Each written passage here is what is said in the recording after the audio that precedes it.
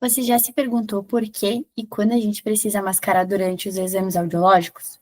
Ou como essa técnica é fundamental para a gente obter resultados confiáveis no nosso diagnóstico auditivo? Oi, gente, sejam muito bem-vindos a mais uma aula. Hoje a gente vai explorar um tema essencial na audiologia, que é o mascaramento. Nessa aula, o fonoaudiólogo Wellington vai falar sobre os princípios básicos do mascaramento, entendendo um pouco o que é esse mascaramento, como ele funciona na prática clínica e quais são as situações em que ele é indispensável. Se você ficou interessado nesse assunto, é só continuar assistindo. Mas antes, não se esqueça de deixar o teu like e ativar o sininho para não ficar de fora de nenhum dos nossos novos vídeos. Esse vídeo conta com o apoio da Clínica de Fonoaudiologia Auditivo.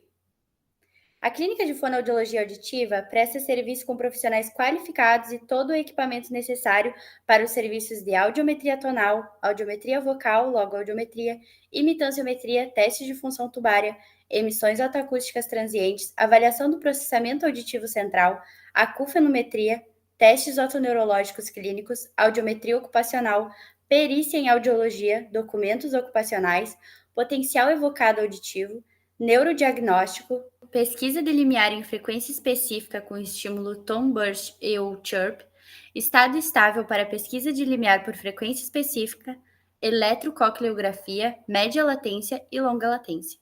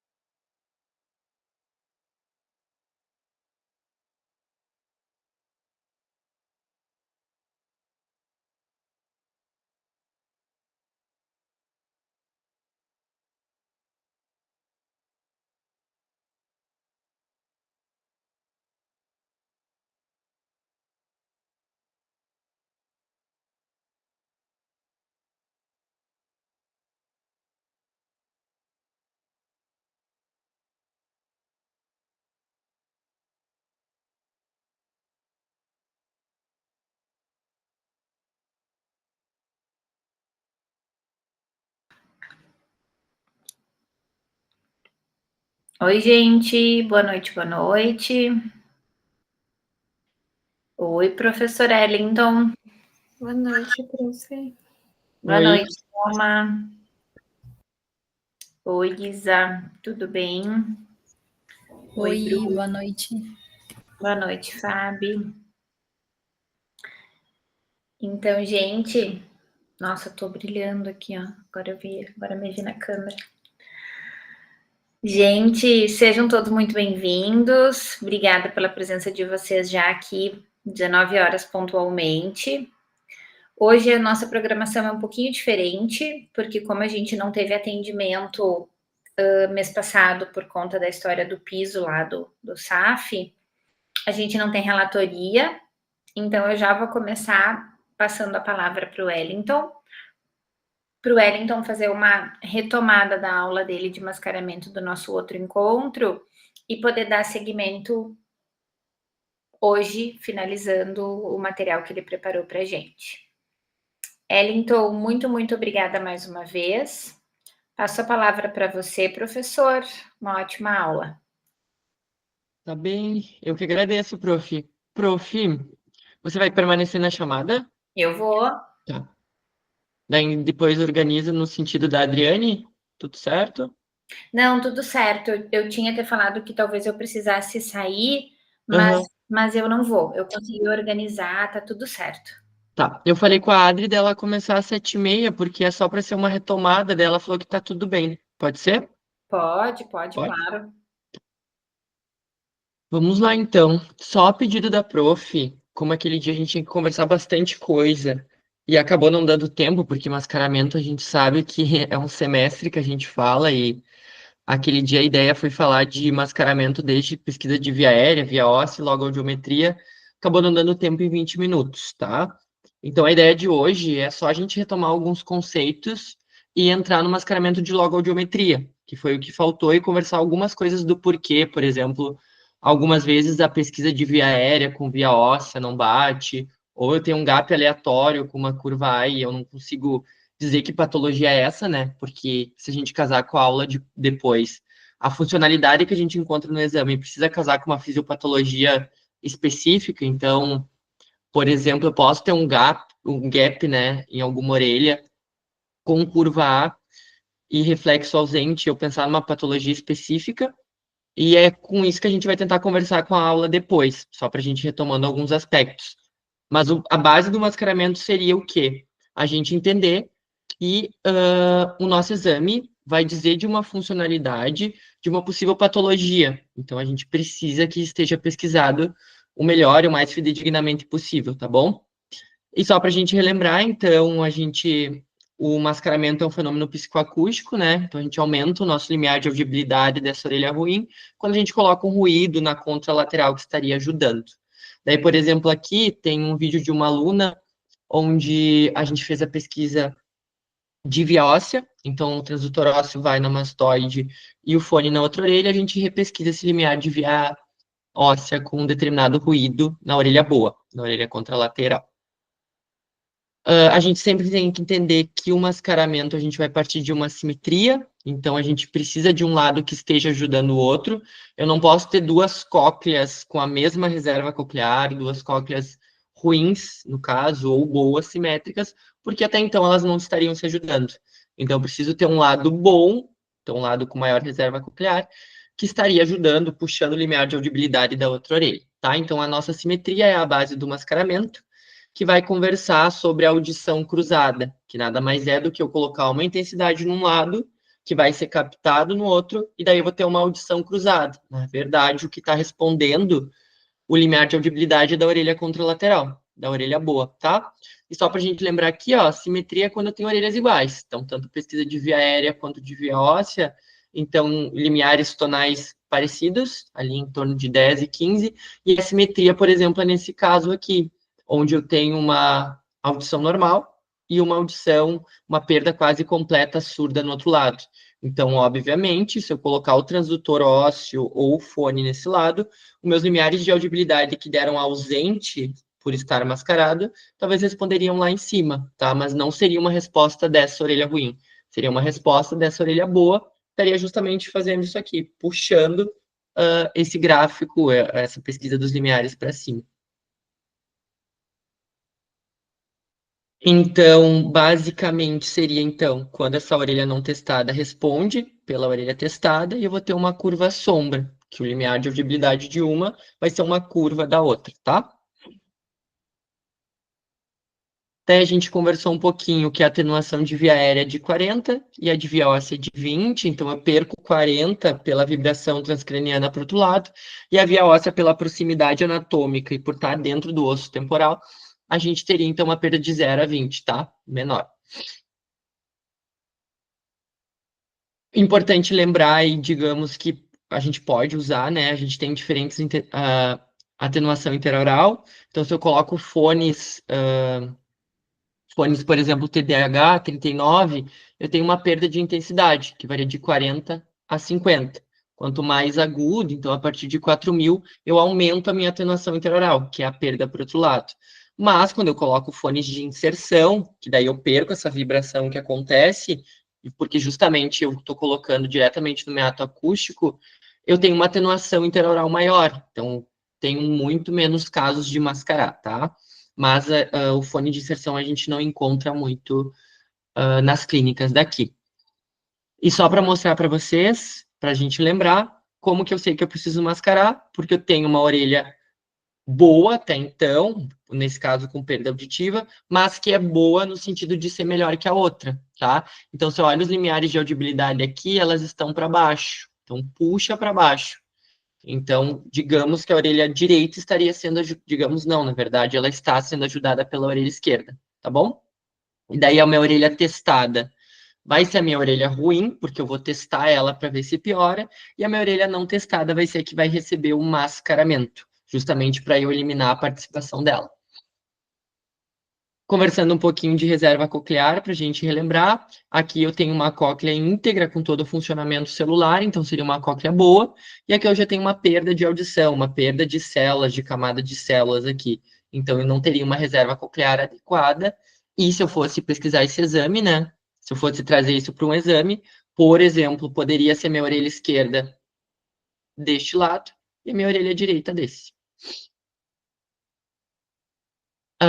A gente sempre se pergunta no mascaramento, né, quais as frequências que a gente precisa mascarar, e a gente sempre vai saber isso quando a gente comparar via óssea, né, quando a gente comparar a diferença de via aérea com via aérea e de via óssea também com a de via aérea, tá bom? Então a gente sempre vai conseguir ver qual orelha que a gente vai conseguir mascarar.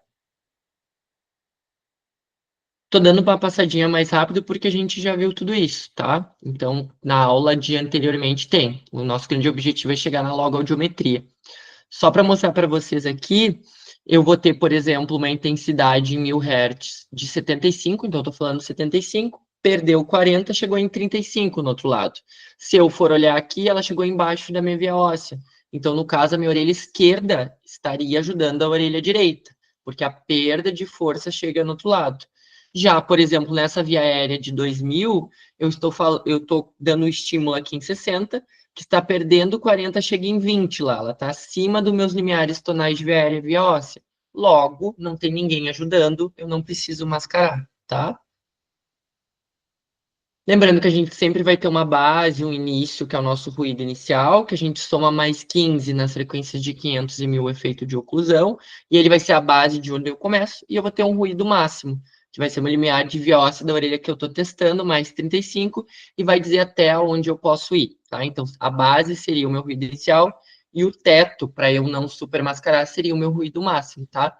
Por isso que ele se chama assim, ruído máximo, o máximo onde eu posso chegar. Então, ruído máximo, só para a gente relembrar, é até onde eu posso ir, né? E o ruído inicial é onde é meu ponto de partida, a minha base de partida. Por isso que eu somo mais 15 na via aérea. A gente vai passar um pouquinho aqui para a gente chegar no nosso objetivo, ó. Então, digamos que eu quis mascarar pelo máximo, por exemplo, de via óssea. Na frequência de 1000, eu coloco 10. Nesse caso, liguei mascaramento, estou mascarando via óssea, ó, Boni. Mais 35, 45 e faço o meu nado sincronizado, por exemplo, neste caso. Então, por exemplo, aqui o paciente não respondeu, eu aumento 5, 5, até que o paciente responda. Porque se eu estou no meu máximo de ruído que eu posso colocar, no momento que ele respondeu, a resposta é ali. Tá? A mesma coisa, só para a gente relembrar a técnica pelo ruído inicial. Aqui eu estou fazendo mascaramento da orelha direita de 3.000 Hz. Não respondeu, eu só pesquiso o limiar aqui de novo até o paciente responder. 50. Respondeu, eu venho para o ruído e dou meus 3 platôs, tá? Então, se eu dou os 3 platôs e o paciente responde, é porque a resposta dele é ali, com o mascaramento na orelha contralateral.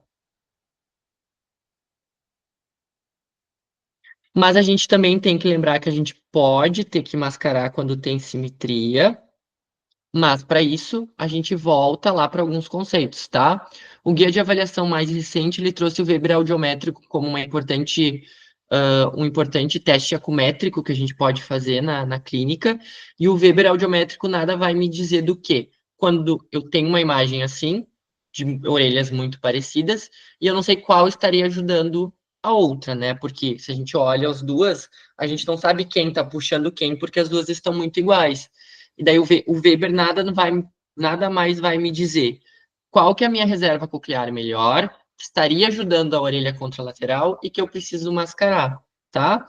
Só para trazer um conceito para vocês, ele normalmente a gente faz quando tem presença de gap aéreo ósseo, com vias ósseas muito parecidas. Ele é muito mais eficaz em baixas frequências, porque eu vou ter vibração do crânio, então quanto mais pesado, digamos, esse som, melhor.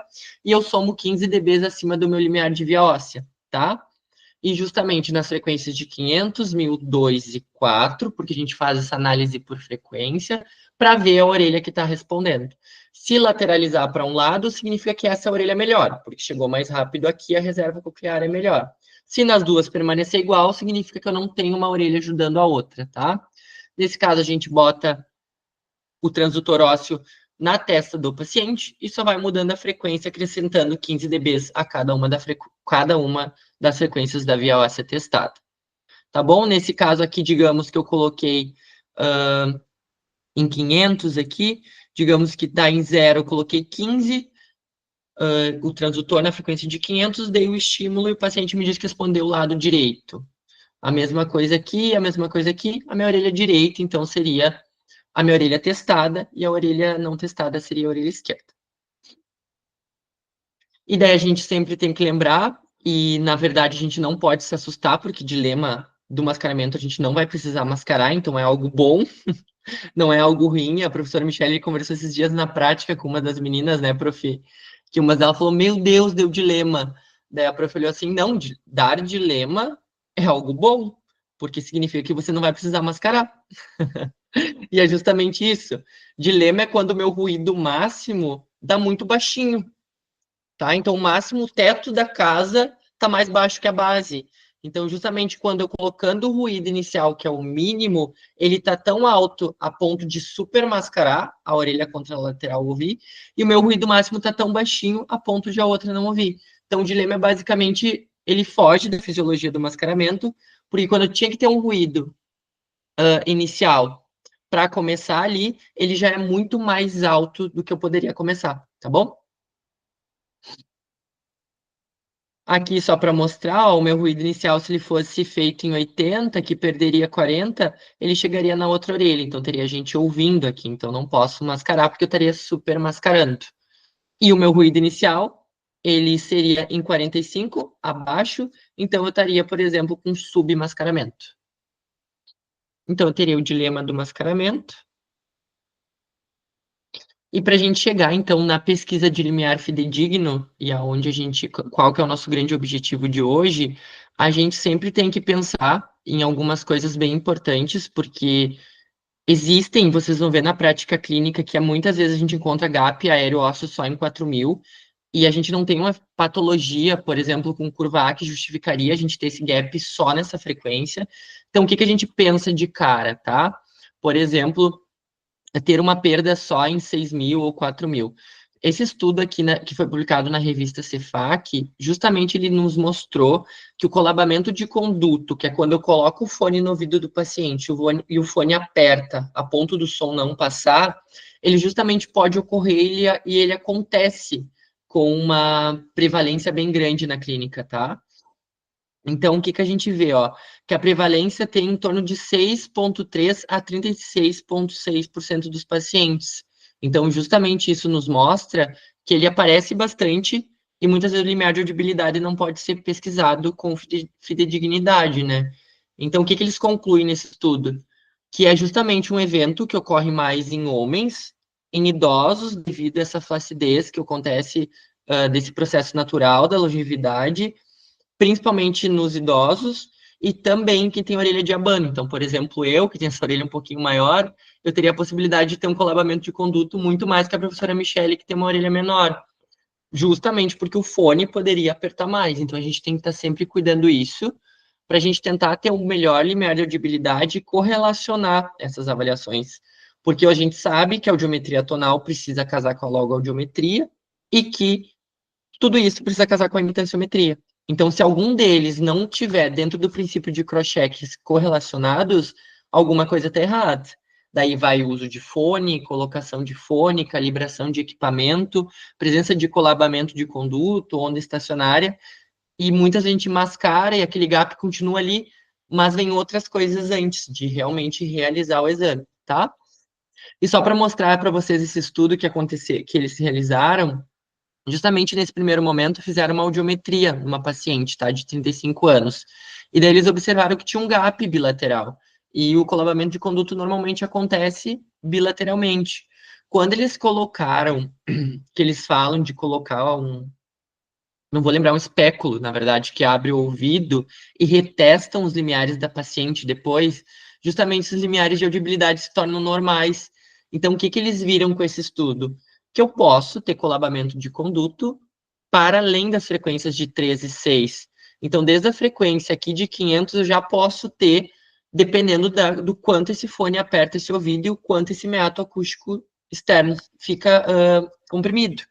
Então, justamente, a gente tem que cuidar, porque vários casos, quando não casar, por exemplo, imitanciometria, por exemplo, uma curva A com gap bilateral, que a gente sabe que na audiologia muitas vezes pode acontecer, mas não é o fisiológico, pode ser que esse paciente tenha um colabamento de conduto, tá? Então, precisaria, por exemplo, nesse caso, eles trouxeram esse alerta e foi um estudo de 2016, então faz bastante tempo.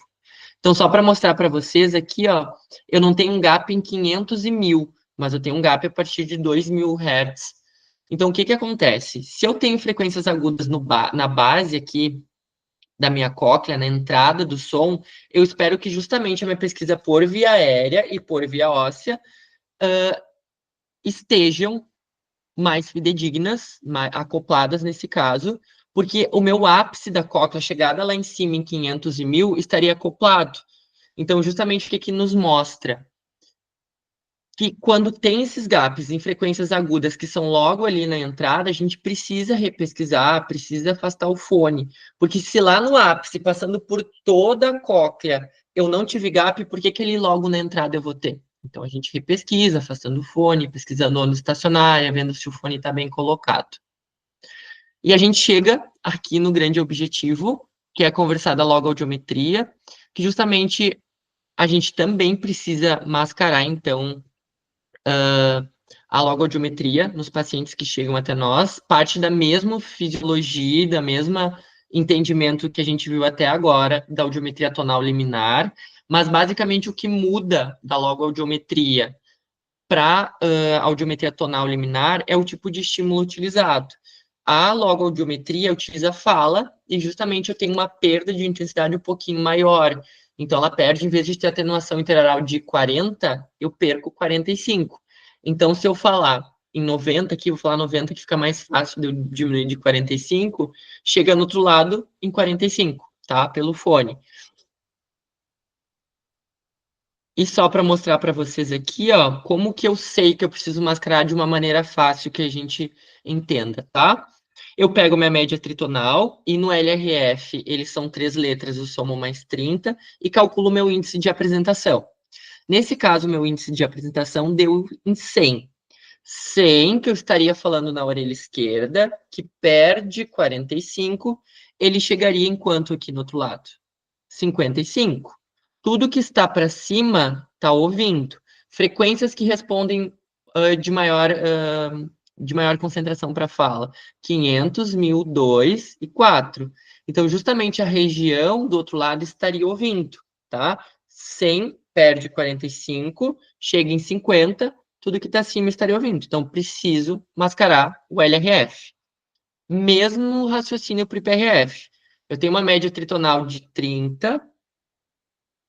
Desculpa, eu tenho uma média tritonal de 70, que eu somo 40, dá 110 o índice de apresentação.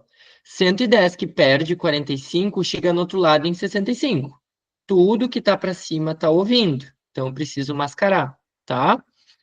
E como que a gente mascara, então?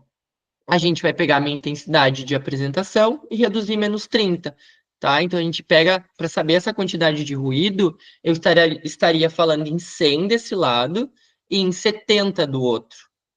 E estaria o ruído em 70 do outro.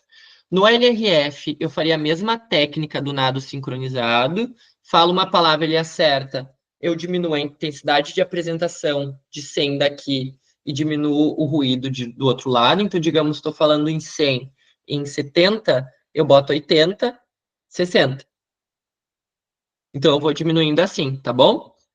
E justamente no IPRF, por ele ficar fixo a intensidade, eu coloco só o índice menos 30. Então, eu vou estar falando no ouvido do paciente 110 e aqui vai estar em 90 do outro lado. Só para mostrar para vocês aqui, ó, ficaria 80 de ruído. Então, a fala chegaria no outro lado em 65, mas o meu ruído estaria tendo uma efetividade do outro lado. Daí, para a gente lembrar, se a gente faz LRF ao nado sincronizado, baixa 10 do estímulo, baixa 10 do chiado, sobe 5 do estímulo, sobe 5 do chiado, e no IPRF a gente faz essa intensidade fixa, sempre respeitando o conforto do paciente.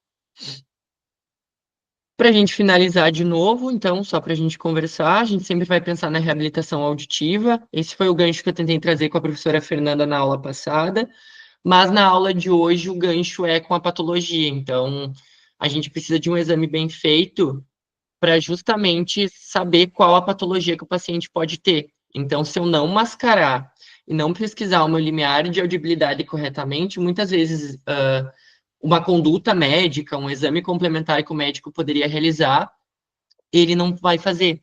Ou muitas vezes pode fazer um tratamento para infecção de ouvido, quando na verdade o paciente não tem.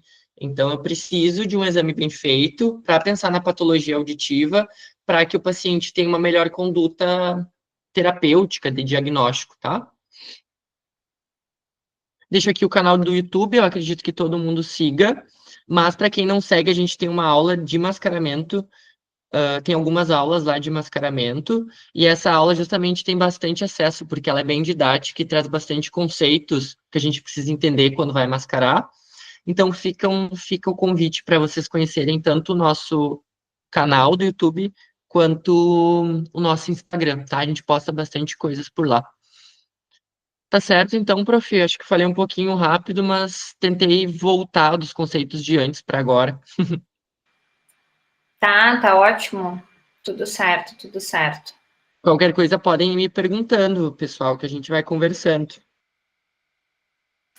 Lindo, muito, muito, muito obrigada. Obrigada pela aula, pela clareza, pelo material. A Clínica de Fonoaudiologia Auditiva conta com os seguintes tratamentos: reabilitação vestibular, tratamentos para tontura, tratamentos para o processamento auditivo central, tratamento para amenizar o zumbido e tratamento para disfunção tubária. Oi, pessoal. Vim aqui mais uma vez falar sobre mascaramento. Então, mascaramento é um instrumento que nós iremos utilizar para evitar que uma orelha melhor influencie na resposta da orelha que está pior e evidenciando uma condição assimétrica de audição e também para a gente conseguir ter um diagnóstico específico daquela orelha que está pior. Quando a gente pensa em mascaramento, a gente tem que pensar que não é um jeito só de ser feito. Existem várias técnicas que podem ser utilizadas. E a partir de cada técnica, a gente tem que levar em conta algumas coisas, que são elas: características individuais do paciente, sejam elas de comportamento, de cognição, de compreensão, de tempo, porque quando a gente tem que fazer uma avaliação numa condição assimétrica, esse tempo, essa avaliação se torna muito maior, né, mais longa. condições do meato acústico externo, se é uma orelha de uma pessoa idosa que é mais flácida, se não, se é muito estreita. Então, condições do meato acústico externo. A gente tem que levar em conta algumas coisas que a gente não vai saber, que, por exemplo, perímetro cefálico, densidade óssea. Então, tudo isso é válido. Por quê? Que eu tenho que pensar nessas questões. Ai, Maria, mas a gente não vai ter como saber. Não vai ter como saber. Mas na hora de aplicar a técnica, se vocês começam a entender que alguma coisa não tá batendo, a gente tem que levar em conta. Ai, mas será que o meato não tá colabado? Ah, mas será que não tá dando mascaramento porque eu tenho uma densidade óssea maior, então talvez eu tenha que ajustar um pouquinho esse mascaramento para ter certeza, entendem? Então, todas essas características são essenciais para que vocês consigam utilizar o mascaramento, seja a técnica que vocês escolherem, de maneira eficiente. Então, quando vocês forem estudar mascaramento, não estudem lá só, esse é o cálculo A do fulano de tal, esse é o cálculo B do ciclano, né? A partir da característica tal, eu vou ter que mascarar, né? Então, uma condição assimétrica, eu vou ter que mascarar. O que eu tenho que levar em conta das características individuais do meu paciente para mascarar? Para daí, então, eu aplicar, seja qual técnica vocês escolherem como eficientes, mas a principal técnica tem que vir daqui, tá bom? Então, raciocínio clínico no uso do mascaramento é essencial para que esse instrumento seja utilizado de maneira adequada. Acho que eu contribuo com isso por hoje, espero que tenham gostado. Tchau, tchau! Esperamos muito que esse vídeo tenha te ajudado. Não se esqueça de se inscrever no nosso canal e enviar para quem também precisa entender mais sobre esse assunto. E se você ainda estiver com dúvidas, pode ficar à vontade para nos perguntar abaixo.